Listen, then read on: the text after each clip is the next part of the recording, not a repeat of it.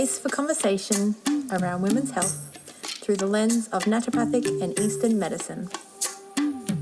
I am Sandy Ross, and this is Her Earth Medicine Podcast.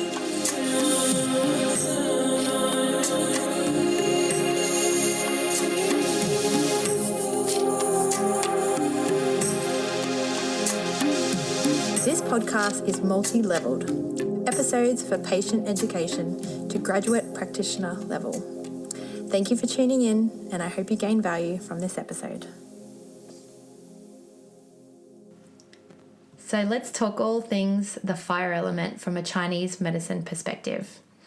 So the fire element is a big one actually, and it houses four main organs. We've got the heart, the pericardium, which surrounds the heart, the small intestine, so part of the bowels, and then we've got the triple heater, or it's sometimes called triple warmer, or the san jiao. So I'll dive into that a little bit more.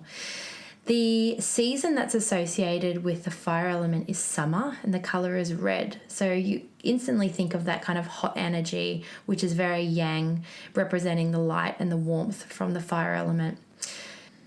So the body type of the fire element is a heart-shaped face and smaller hands and feet. And so that's kind of all the information I found related to the constitutional typing, but you can definitely have a lot more heat in the upper body. So you can get a red face easily as well. You know, the fire qualities of the personality are very fun, they're passionate, they're excited easily, they love to laugh, they can be the clown, the class clown and the life of the party or the team player. But when they're imbalanced, you know, they can need constant reassurance, constant stimulation, they can be needy, they can be distracted easily and feel very bored, and they can't focus, they can have that kind of ADD tendency. They don't really follow through on things, and they don't like to be alone. And so these are the things that we look for to try and balance out in the fire element constitution. There's a huge emotional connection with the fire element as well. From a Chinese medicine perspective, the heart, which is in the fire element, houses the shen. And the shen is what we call our spirit, or it's kind of like that calm mind state. So when there's imbalances within the mind, people have, you know, problems with consciousness, psychic disorders, mental health, insomnia, mania, anxiety, those sort of things. We often connect them with a disturbance within the shen. And so this is housed within the fire element. So I'll go into the emotional aspect a little bit more too. So we look at people's vitality and their state of consciousness represented within that fire element. I'll break it down into those individual organs because I think that might be easier to explain what they do and how they house within the fire element. So first of all, I'll dive into the heart. So the heart is actually manifested in the tongue. We associate anything to do with speech, you know, stuttering or aphasia, which is the inability to speak, associated with the tongue in Chinese medicine, and then that means there can be a problem with the heart. So if we were treating those kind of conditions, delayed speech and stuff, we're actually looking at it from a heart perspective in Chinese medicine. It also represents the taste. So the tongue, if people are not being able to taste their food very well, this can be a problem with the heart. And so those who have a really nice passion for food and can taste everything and all the flavors usually have a very strong heart health in Chinese medicine. So for diagnosis, we're usually looking at the tip of the tongue to see if there's any cracks or prickles or if there's a red color to the tongue, because this is usually telling us that there can be a problem associated with the heart from a Chinese medicine perspective. And I keep saying that just so you understand that it can be an energetic manifestation. It doesn't mean there's actually a physical problem with your heart.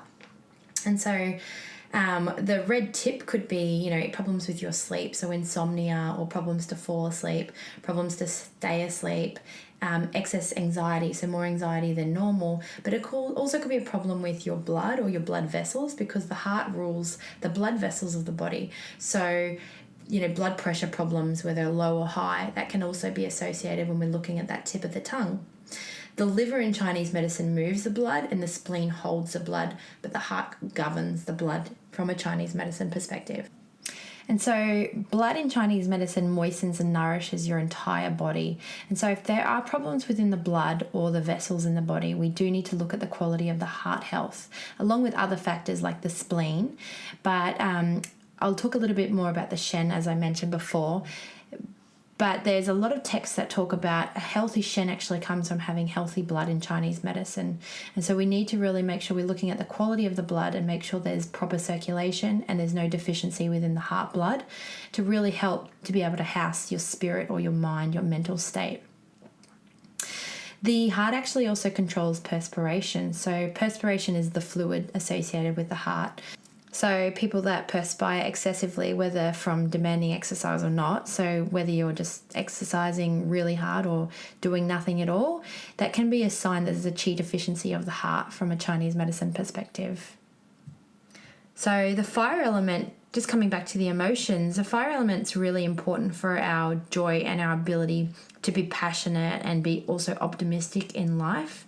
And it gives us meaning to our relationship, our connection with others, allowing us to express ourselves fully. So if people are having problems with socializing, that anxiety that comes with socializing, we usually have to look at the fire element. But to dive in deeper, talking about that Shen, the spirit. So when Chinese medicine speaks of the mind, it's a lot broader than we talk about the mind as an aspect of the consciousness. It's including the way we think and our intelligence, our memory and our sleep. And so in Chinese medicine, we see like mental associations with sleep, and we see things like nightmares that can come through being a very big indicator that there's an imbalance in the heart energy. And so if the heart does not have enough qi or blood, it can't provide a place for the spirit to reside in. And so to help support the Shen, we really need to look at the heart qi and the heart blood and making sure that those are tonified and not too much heat in those aspects as well. So, when people have excess heat in the heart element, that's when they get the vivid dreams and nightmares and stuff like that. And so that can be a driver from emotional health, or it can be dietary as well, and it definitely can be hormones. So there's a few things to really look at when we are seeing the heat aspect come into the heart element. And obviously it's the fire element, it's a summer element, so it can heat up very quickly. And so we see that sometimes people are having too many spicy foods or alcohol in their diet, and it's creating too much heat in the body. And because their constitution weakness is in the heart, it's affecting the heart. So sometimes taking those things out of the diet, even caffeine can be a big one that's too heating for the body and then too drying. It can deplete the yin. It's really important to reevaluate some of those things that might be, causing that experience of a restless feeling within the body. And sometimes this will cause, mental cloudiness as well and problems with the memory. So, without a strong, balanced heart, these are the key aspects of consciousness that we can really help to support to make sure that people can sleep well, think well, not feel over anxious, not have excess heat in the body, or palpitations or those kind of heart associated conditions. So when we're in consultation with a client, we'll actually look at the eyes to just see what the quality of the eyes are like. If they're looking dull and tired and dry, these can be really associated with a Shen disturbance in Chinese medicine. And so we want to see nice moist coloured white eyes to know that the Shen and the spirit is nice and healthy. And you've heard the saying, the eyes are the window to the soul, and that's definitely represented from a Chinese medicine diagnostic perspective. Okay, so let's talk a little bit about the small intestine now. So as a naturopath, obviously the small intestine is a very key part of gut health and naturopathic philosophy, as it absorbs most of our nutrients. And in Chinese medicine, it does have a big role, but it only does kind of a couple of things. But those things are very important. So in Chinese medicine, the small intestine is what we call a fu organ, but it basically separates the clear from the turbid. This is the term we use. So the small intestine basically receives the food and the fluid from the stomach after the stomach's done what we call the rotten and the ripening, and the spleen's extracted the food essences, which then basically the spleen will send what it needs to up to the heart to then be turned into blood or to qi, and it goes throughout the body. So The small intestine communicates with the bladder because it excretes the impure parts of our fluids, and also with the large intestine as it's excreting the impure solid waste of our food. So it basically it separates our pure parts of our food and fluid from the impure parts. And so, yeah, basically the pure parts go to the spleen to form part of the essence of food and fluids, which the spleen then transforms all over the body, and then the impure part goes to the large intestine. But if you think about this from an emotional perspective, and this is where people can get gut problems from a Chinese medicine perspective, is that this comes a lot to do with the things that we need to actually take in and the things we need to let go of. So we talk about this as an energetic perspective or an emotional aspect of basically taking in things that are really important and what you do need to hold on to, what's serving you, and letting go of the things that are not serving you. And this can be, friendships, emotional things at work. Do you hold on to every little thing that comes at you, or do you have the ability to let go? So are you dwelling on things that happened in the past? Are you dwelling on the little minute things that happen within your day that are holding you back from progressing further? It kind of relates to manifestation to me, the small intestine, because it's the ability to put ourselves into that vibration that feels good rather than holding on to the things that are not feeling good. And so that's mostly what it does from a Chinese medicine perspective, but I think that's a very powerful role that it plays. And like I said, if that role isn't played well, so if your emotional health is affecting your digestive state, you really need to reevaluate your thought process, what you're doing, your boundaries, because that can really manifest as physical symptoms within the gut. Okay, so let's move on to the triple burner. So the triple burner is the yang paired organ with the pericardium. And so it's kind of the most difficult to define and understand because it's often referred to also as the sanjiao or the triple warmer. And throughout history, scholars have argued about the nature of the triple burner, what it does. Is it actually an organ, or is it more a collection of organ networks of viscera and bowels and so on and so forth? However, it doesn't really affect the purpose of the sanjiao. I think the sanjiao is pretty cool, and I use a lot of sanjiao stuff within my clinic because the role it does have is so big.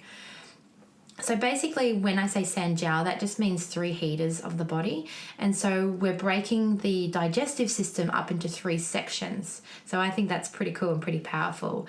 And so the first section, which is what we call the upper burner, is like the mist. So the upper burner is the area that sits above the diaphragm, and so that's containing the heart, the pericardium, and the lungs.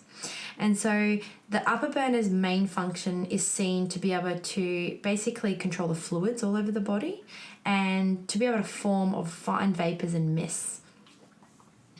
And so the middle burner is said to be like a muddy pool, but it has a huge role with basically digestion within the body. And the middle burner sits between the diaphragm and the belly button, and it contains the stomach and the spleen and the gallbladder. So huge digestive function from a Chinese medicine perspective. So the stomach and the spleen are like your pivot of your digestion. So they are involved with the rotting and the ripening, and also the transporting and the transforming of foods and fluids. And then the gallbladder has a huge role, obviously, with our fat digestion and bile secretions. So the middle burner plays a very big role in actually being able to break down our food and to be able to send it down to the lower bowel to have the absorption or the excretion take place. And so the main function is the digestion and being able to break down the food and the drink and the distribution of the nutrients throughout the body. So in acupuncture theory, this is often referred to as that transportation and the transformation. And we do see a lot of clinical problems coming through with the middle burner. And we can see this as the middle part of the tongue when we're looking at it from a Chinese medicine perspective.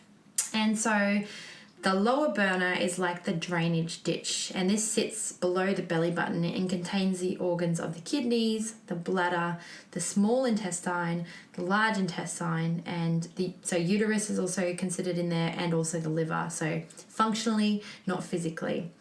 And so its main function is the separation of the food and the drink waste for the reabsorption of the useful stuff that we've been taking in, and the elimination through the bowels or the bladder of the stuff that doesn't serve us. So any waste material is to go through the lower burner.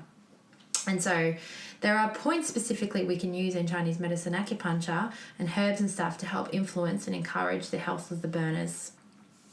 So last but not least is the pericardium. And so, as I said before, the pericardium surrounds the heart. And in Chinese medicine, basically different organs, they have analogues to the ministers or officials to explain them. So lung is seen as the prime minister, the liver is seen as the general, the stomach is the minister, the heart is the emperor, the ruler of all the organs basically. And the way they connect in Chinese medicine, the pericardium and the heart, is the pericardium is to act as the ambassador of the heart. So the pericardium helps with spreading joy and happiness, and the heart is the container for the Shen, that spirit I was talking about. But it is the pericardium's role that basically does the beating of the heart and the protecting of the heart. So from a Chinese medicine perspective, when pathogenic factors attack the heart, they must first attack the pericardium. So the pericardium is seen as the heart's emperor protector, basically, and has a role of protecting the heart from both the external pathogenic factors and the internal emotional damages. And so pathogenic factors are kind of like bacterias or viruses or, external winds, things that can invade the body and cause disruption to the qi. And so the pericardium, as the emotional protector, screens and protects the consciousness from being overwhelmed. So the sensory and the emotional overloads that can happen in a relationship from our internal or our external world will affect the pericardium before they affect the heart. And so when we're using acupuncture, we're looking at points along the pericardium channel to address either their physical or emotional problems that might be associated with the heart. So things seen as like angina or anxiety or sadness, we often can look through the pericardium channel. And Chinese medicine also describes anxiety as basically like a fullness under the heart. And so this is reflecting that kind of understanding that anxiety can be felt as pressure under the diaphragm that actually may be caused from, digestive problems or chronic stress. And using points on the pericardium channel are often used for these types of problems with very good results. And so the pericardium, it consists of 2 layers of connective tissue that surround the heart. So it is really important to think of when we're looking at heart problems from a Chinese medicine perspective to also work in with the pericardium. So interesting, there's a point on the pericardium channel called pericardium 6, Neiguan, that was actually the chosen point by Chinese medicine doctors back in the 70s when they were doing anesthetics for open heart surgery and other operations, which is amazing, along with a few other points, but it just shows that connection there with protecting the heart. And so with the emotional aspect of the pericardium, when the pericardium is nice and strong, people will be instinctively, they'll know when to open up and know when to protect themselves of their emotional energy. And a healthy pericardium function, like a well-oiled door, is able to swing open and shut easily with the emotional things that come and go in our daily life. And, it becomes clear that what is the right thing to do and what is not the right thing to do. So that's, from a Chinese medicine perspective, representative of a healthy pericardium. So I'll bring it back now to connect these 4 organ networks once again with the fire element and what it looks like to have an imbalance within the fire element and some of the diagnostics we use and what we can do to treat them.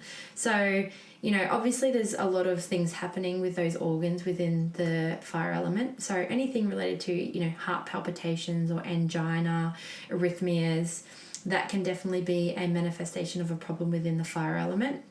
Insomnia, mania, disturbed sleep, bad dreams, vivid dreams, nightmares, night terrors can be problems within the fire element. One of the main things that affects the small intestine is coldness as well. So cold invades the small intestine. And so there can be pain around the navel, watery diarrhea or loose stools, frequent clear urination or gurgling sounds of the abdomen. So this can be a fire imbalance as well, because it can definitely have both a physical and a mental role from that small intestine perspective on the emotional aspect. So we can treat the fire element to support the small intestine. And obviously the triple burner is a little bit larger. So obviously there is, I can't remember how many organs are involved, but we've got them associated into those 3 upper, middle, and the lower burner. So any kind of digestive complaints that are associated with that can be looked upon as an imbalance in the fire element. And then the pericardium's function. So, this is from a Western perspective, things like meningitis, febrile diseases can be a problem with the pericardium. So Chinese medicine, we might see high fevers that are really worse at night, mental confusion, delirium, insomnia, irritability, red skin rashes, and definitely that kind of red tip on the tongue, and the pulse is usually really thin and rapid. And so Chinese dietary therapy can be very good for supporting imbalances within the fire element. But before I talk about the foods that are recommended for, that are going to be nourishing for the fire element, I really want to help people to understand that there's usually an excess or an imbalance of a deficiency within the organ network when we're talking about Chinese dietary therapy. So just because a food might be good for that organ network doesn't mean you need to eat it. It might mean you need to eat less of it because you're having too much of it. It's imbalancing it. So I see this a lot with the stimulants that are associated with the fire element. So one is spicy food. It actually heats the heart up too much and causes a depletion of the yin. And also caffeine. So caffeine's obviously bitter, and bitter is the flavour of the fire element. But if you're having too much caffeine and it's too stimulating and overheating to the body, that'll arise and give those disturbances to things like the Shen, like the spirit I was talking about. And that can affect, anxiety or insomnia. And a lot of people know that when they have too much caffeine, it can cause those symptoms. So sometimes it's not about having those foods. It's about identifying if there might be an excess there and pulling back on them if so. If there is a deficiency, then you do need to include more bitter foods into your diet. So a lot of your herbs are very bitter. They're bitter and pungent. So grains can be really good. Your vegetables, particularly your dark leafy green vegetables, because they're quite bitter. So making sure you're including more of them. If you tend to feel more hot, then you can have a bit more salads and of raw leafy greens. However, if you tend to run a bit more cold, then it's really important to make sure that those dark leafy greens are cooked. Beans and seeds are also really great to help with the fire element. So there's a lot of great grains in there that have a bitter aspect that can be included into the diet. And things like black pepper and garlic and ginger and onions, they can be really good for supporting a deficiency of the fire element. So if you run a little bit more hot and you tend to get insomnia and heated and can fire up a bit easier, they're probably not the foods for you to be having. You probably want more of those neutral grains, the leafy greens and the beans and the seeds included in your diet. So in Chinese dietary therapy, there are a lot of things we can do to support the fire element. And before I talk about the foods to include, I kind of want to talk about the foods to not have or avoid, basically. So your stimulants like your refined sugars, excess caffeine, they can basically cause, excess heat in the body, which will lead to those feelings of anxiety and insomnia. And so to try and help, curb those cravings of those excessive stimulants, have things like peppermint tea, which helps to allow the liver qi to flow nicely as well. And it's really important to get real with how much caffeine intake you are having, and if it is affecting you and causing you anxiety or insomnia, to really rethink and reevaluate what you can do to swap it over. So swap it over for a turmeric latte or a beetroot latte, a dandelion latte, because that's a nice bitter and that's actually tonifying rather than depleting. So bitter foods can be bitter cooling or they can be bitter warming, and so caffeine is a warming version of the bitter, and then that can arise with too much heat. But most of the bitters can actually be quite cooling and very good for draining too much dampness in the body. But including the bitter greens in your diet will be a very supportive aspect for the heart and the fire element. So bitter greens are probably one of the best things you can do for most of the elements. So there's the mustard greens, bitter gourds, spinach, kale, and cooking them ideally is going to be the best way to have them. If you do run a little bit hot, then you could have more your rockets and stuff in a salad version that's more cooling. So bitter foods primarily help to nourish the heart, so including foods such as your bitter gourds, mustard leaf, kale, watercress, all that sort of stuff in the diet can actually be tonifying for the heart. Wheatberry in particular is a great food slash herb to include. It's very strengthening for the heart and soothing for the shen.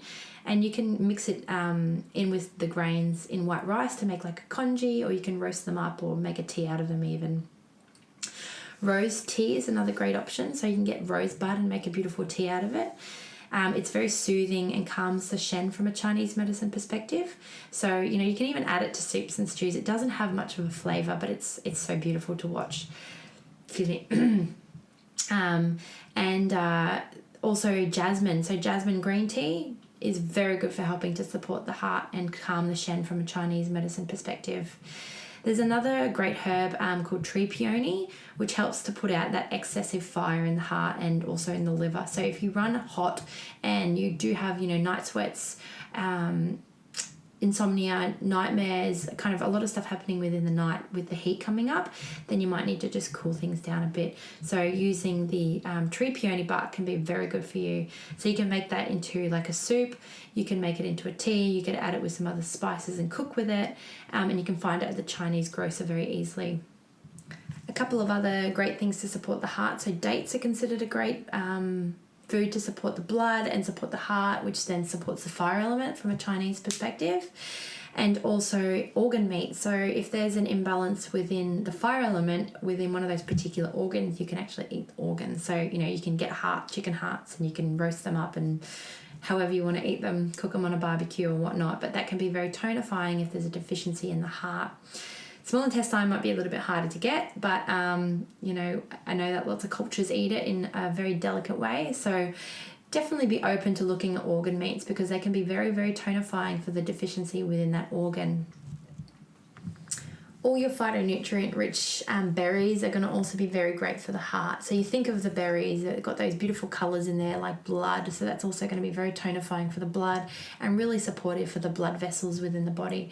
So blueberries, raspberries, blackberries, all the berries you can get, they're rich in anthocyanin, so very protective for the vessels and the heart and the brain. And, they're an easy thing to add into your diet as well. So eating lots of berries to support the fire element and anything that's red in colour, so watermelons and tomatoes and goji berries, they're all tonifying and supportive for that fire element from a Chinese medicine perspective. And so when we look at the 5-element theory and how they're all interconnected, the liver actually has a big role in supporting the quality of the fire element. So we can often see problems arising from in the heart, in particular from the liver. And so, looking at the quality of the liver, if it's having too much heat, if it's stagnating, that'll actually affect the heart. And so sometimes it comes back to treating the liver, and then that's where sometimes the flavour associated with the liver is sour, and sometimes actually having sour foods in the diet can actually help with moving the liver. And so things like lemon and apple cider vinegar, sour plum, good quality rice vinegar can actually be very good from a dietary perspective to support the heart as well. Just some basic things like kiwi, pineapple, strawberries, banana, coconut water, oysters, barley, buckwheat, chrysanthemum tea, green tea, dandelion tea, honeysuckle tea, peppermint and aloe vera are all very supportive for heart. And just avoiding, too much of those excessive bitter things like the coffee, so the heating ones that are going to cause the insomnia and anxiety. Too much sugars, too much oily, spicy food, grilled foods, and then, obviously the things that are going to add too much spice, like the chilies and whatnot. Mung bean soup is a traditional soup that's used for heart health in Chinese medicine, and there's a white fungus soup that they also use with the lotus seed. Lotus is very cooling as well. And goji berries are a great food to include daily, and also boiling and steaming your food and braising your food rather than frying it and grilling it can be very good. So there's obviously a lot happening within the fire element. And so just to kind of summarize and recap on the things that you can do to support your fire element, the emotional side of things is very important to reconsider. So, are you speaking your truth? Are you getting rid of the things emotionally that are not serving you and holding on to the things only that serve you? If you're not, you need to rethink, do things that are going to be supportive for this. So journaling, speaking with friends, authentic friends, seeing a psychologist, finding out the ways that you can actually decipher of the emotional things that you need to hold on to and what you need to let go of. remembering the main emotion is joy. And so are you doing things that are giving you joy in your life? Because if you're not, then, you know, we've got to remember life is about having fun and enjoying each day as it comes. So find things that actually give you that joy again. And it might be going back to that inner child work and going for a bike ride, or, you know, doing things that you did as a kid, going to the beach, or, you know, just going for a nice swim or going for a bushwalk. The things that you actually get, it might be more fun than that, like dancing because you used to do dancing, or putting in some great music that really connects you to that inner child of yours. So doing things that give you joy and have that fun and excitement in your life again.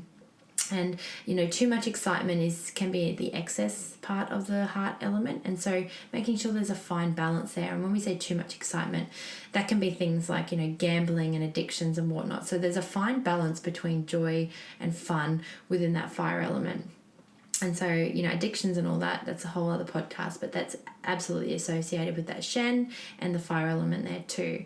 So yeah, really trying to do things that connect you back to that inner child, the fun, finding the foods that are really supportive for yourself with if you're having too much heat or if you're having too much cool, and getting a fine balance going there, getting really real about your caffeine intake and making sure you're, you know, having good quality sleep and you're setting yourself up for good quality sleep, and working on those sleep hygiene things that you can do, like the lighting in the room, getting off screens, you know, maybe doing a meditation at night, and really just trying to do the things that are going to be supportive for your heart, your fire, your emotional element, because it's the chicken or the egg in Chinese medicine. Is the emotion driving the physical symptom? Is the physical symptom causing more of an imbalance in that emotional aspect? So, you know, that's the, you know, a great example is the caffeine intake there and how that drives the anxiety.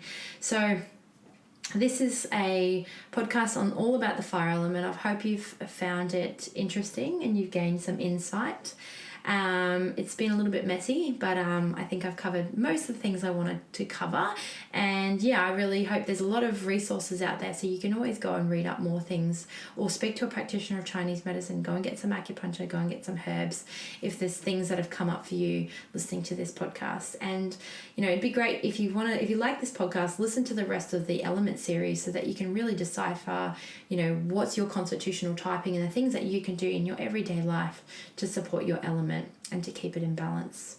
Thanks again for listening, and have a lovely day.